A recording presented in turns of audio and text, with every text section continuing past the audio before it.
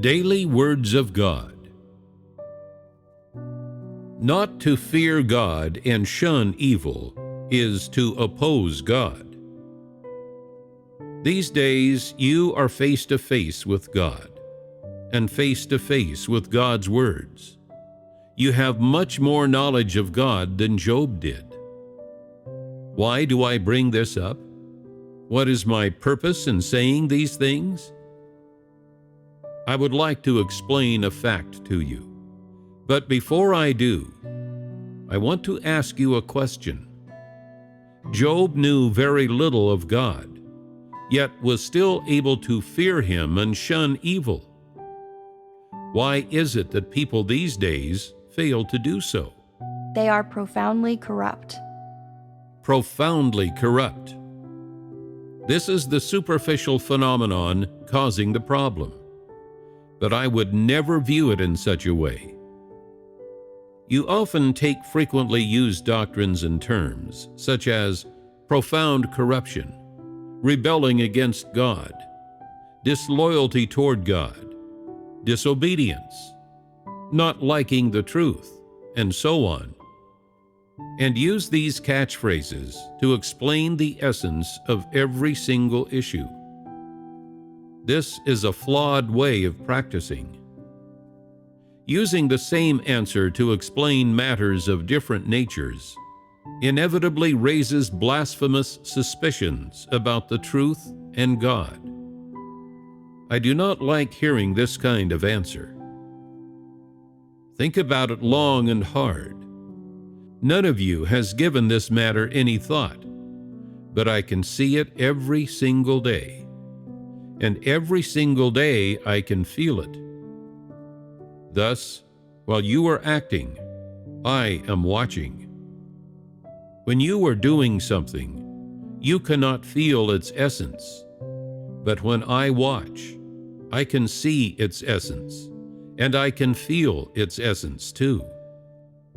So, what is this essence then?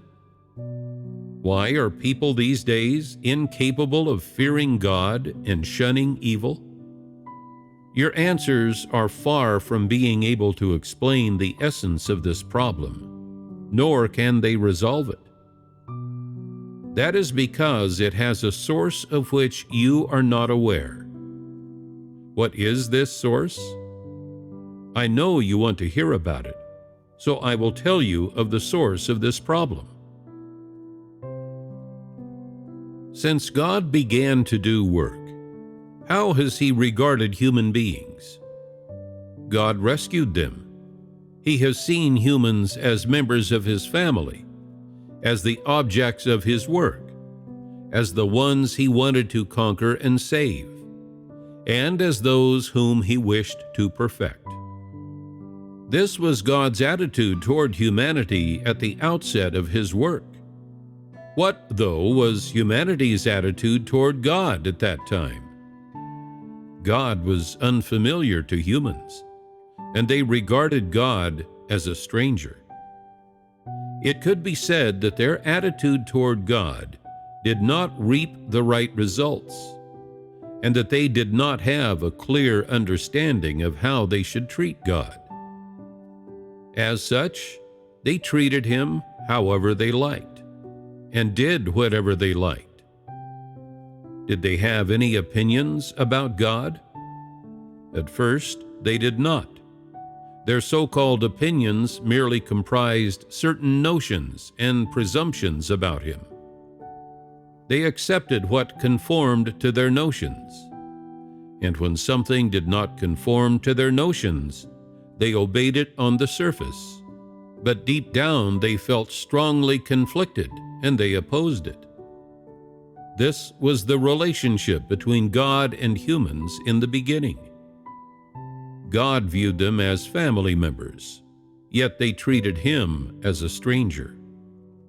However, after a period of God's work, humans came to understand what He was trying to achieve, and they knew that He was the true God.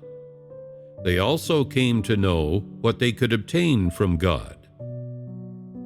How did people regard God at this time?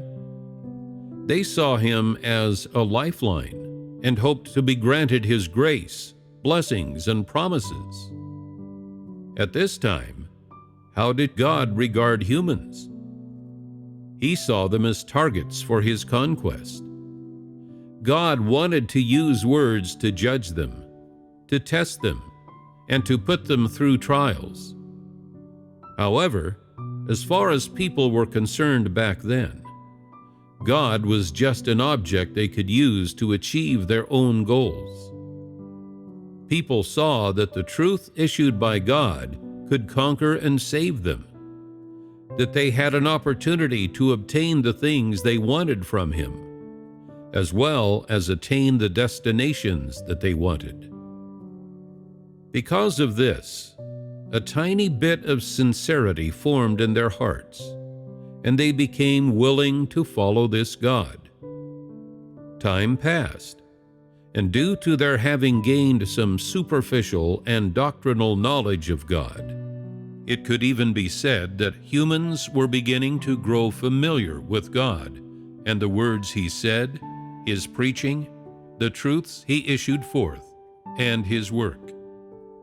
They were therefore under the misapprehension that God was no longer unfamiliar, and that they had already set foot upon the path of becoming compatible with God. By now, people have listened to a lot of sermons on the truth and have experienced a great deal of God's work. Nevertheless, because of the interference and obstruction caused by many different factors and circumstances, most people cannot succeed in putting the truth into practice, nor are they able to satisfy God. People have grown increasingly slack and are increasingly lacking in confidence. They have a growing sense that their own outcomes are unknown. They do not dare to come up with any extravagant ideas, and they do not seek to make progress. They just reluctantly follow along, going forward, step by step. With regard to the present state of humans, what is God's attitude toward them? He wishes only to bestow these truths upon them and instill them with his way, and then arrange various circumstances in order to try them in different ways. His goal is to take these words, these truths, and his work, and bring about an outcome whereby humans are capable of fearing him and shunning evil. Most people I have seen merely take God's words and regard them as doctrines, mere letters on paper, regulations to be observed. In their actions and speech, or while facing trials, they do not regard God's way as the one that they should abide by. This is especially true when people are faced with major trials. I have not seen any such person practicing in the direction of fearing God and shunning evil. Therefore, God's attitude toward humans is full of extreme loathing and aversion.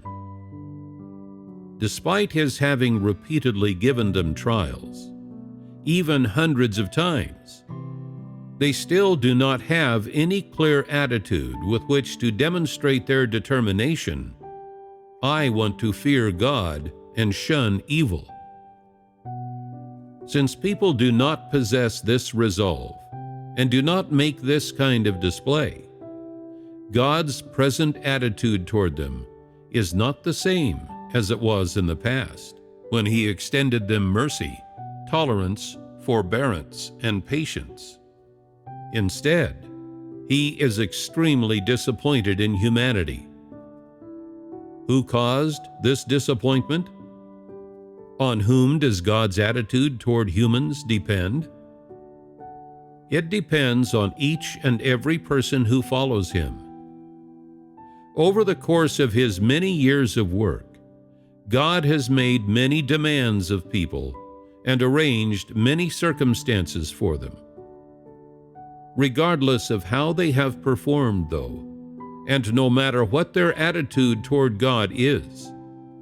People have failed to practice in clear accordance with the goal of fearing God and shunning evil. Thus, I will offer a phrase of summary, and use this phrase to explain everything we just said about why people cannot walk in God's way of fearing God and shunning evil. What is this phrase? It is this: God regards humans as the objects of His salvation and the objects of His work.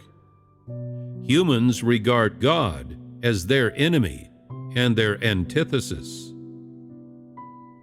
Do you now have a clear understanding of this matter?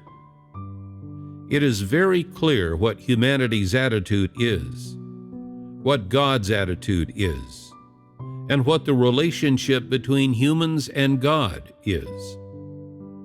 No matter how much preaching you have listened to, those things about which you have drawn your own conclusions, such as being faithful to God, submitting to God, seeking the way of becoming compatible with God, wanting to expend a lifetime for God, and wanting to live for God.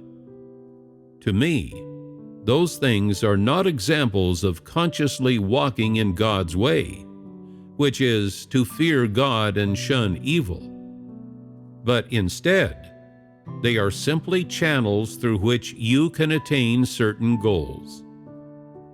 To attain them, you reluctantly observe some regulations, and it is precisely these regulations that take people even further from the way of fearing God and shunning evil, and that place God in opposition to humankind once more.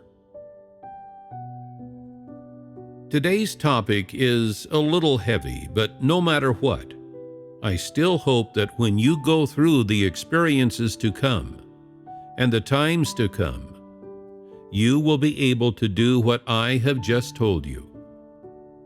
Do not regard God as just a bunch of empty air, as though He exists when He is of use to you, but does not exist when you have no use for Him. Once you have such a thought in your subconscious, you have already infuriated God. Perhaps there are people who say, "I don't regard God as mere empty air. I always pray to Him, and I always try to satisfy Him, and everything I do falls within the scope, standard, and principles that God requires. I'm definitely not practicing according to my own ideas." Yes, this manner in which you are practicing is correct. Nevertheless, what do you think when you come face to face with a problem? How do you practice when you are faced with an issue? Some people feel that God exists when they pray to Him and supplicate to Him. But then, whenever they encounter a problem, they come up with their own ideas and want to abide by them. This means they regard God as just a bunch of empty air, and such a situation renders God non-existent in their minds. People believe that God should exist when they need Him, but not when they do not need Him.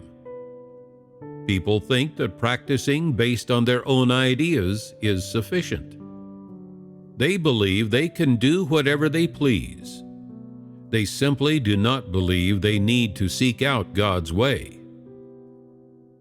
As for people who are currently in this sort of situation and stuck in this kind of state, are they not courting danger? Some people say, "Whether I am courting danger or not, I have had faith for so many years, and I believe that God will not abandon me, because He could not bear to." Others say, "I have believed in the Lord from the time I was in my mother's womb. It has been 40 or 50 years, so in terms of time, I'm most qualified to be saved by God, and I am most qualified to survive. Over these 4 or 5 decades, I have abandoned my family and my job, and I have given up all that I had, things like money, status, enjoyment, and time with my family. I have not eaten many delicious foods. I have not enjoyed a lot of amusements. I have not visited many interesting places. And I have even experienced suffering that ordinary people could not endure. If God cannot save me on account of all of this, then I am being treated unjustly, and I cannot believe in this type of God. Are there many people with this sort of view? There are. Well, then, today I am going to help you to understand a fact. People with such a view are all shooting themselves in the foot. This is because they are covering their eyes with their own imaginations.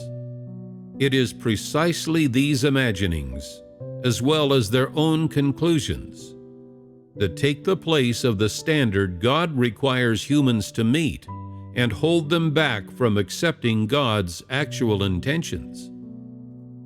It makes them unable to sense His true existence, and it also causes them to lose the opportunity to be perfected by God, forsaking any part of or share in God's promise.